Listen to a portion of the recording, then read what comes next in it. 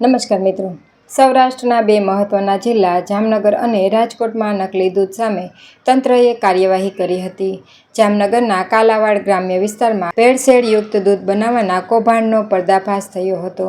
Rajkot range ટીમે હરિપર ગામમાં 6 શંકાસ્પદ દૂધના ધંધાર્થીઓના ઘર અને ડેરીઓ પર દરોડા પાડી મોટી માત્રામાં શંકાસ્પદ ભેળસેળયુક્ત દૂધ સહિતનો જથ્થો ઝડપી પાડ્યો હતો.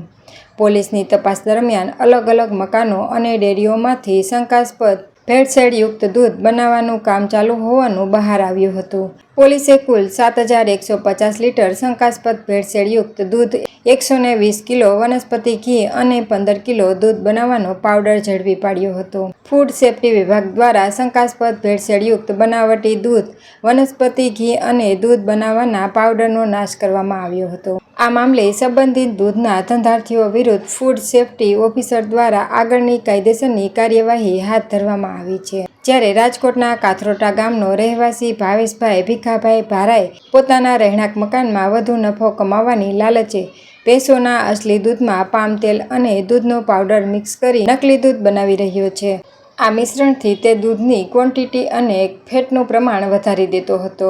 બાતમીના આધારે પાટણવાવ પોલીસે પંચો અને ફૂડ સેફ્ટી ઓફિસરને સાથે રાખીને મકાન પર દરોડો પાડ્યો હતો. દરોડા દરમિયાન સ્થળ પરથી આશરે 8,000 લીટર બનાવટી દૂધ, 200 કિલોગ્રામ દૂધનો પાવડર અને પામ તેલના ખાલી ડબ્બા 7 નંગ મળી આવ્યા હતા. પોલીસે કુલ રૂપિયા 1,02,000નો મુદ્દામાલ આંકીને આગળની કાર્યવાહી હાથ ધરી હતી. ફૂડ ઇન્સ્પેક્ટર દ્વારા ઘટના સ્થળેથી દૂધ, પાવડર અને તેલના સેમ્પલ લઈને તેને લેબોરેટરી પરીક્ષણ માટે વડોદરા ખાતે મોકલી આપવામાં આવ્યા હોવાનું અધિકારીઓએ જણાવ્યું હતું.